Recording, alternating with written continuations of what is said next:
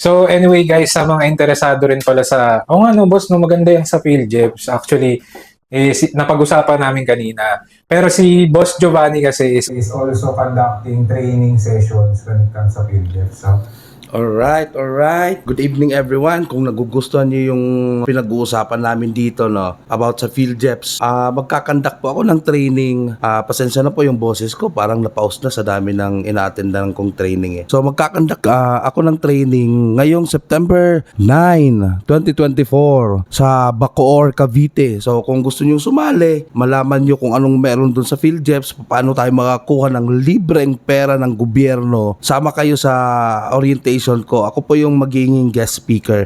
Itatopic ko doon yung RA 9184 na Government Procurement Law. At saka sa mga hindi naman makaka-attend, meron po tayong Zoom or webinar. Hindi ko pa alam kung ano yung gagamitin naming pang online. But definitely not Facebook Live, kasi ang dami nating pag-uusapan doon na syempre malulupit. Yon, malulupit. Pasensya na. So balikan natin yung poging vlogger na to.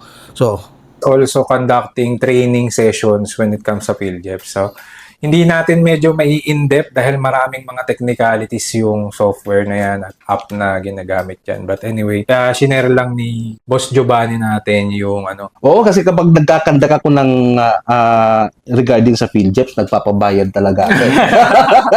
Hindi, syempre, Hindi libre eh. Oo.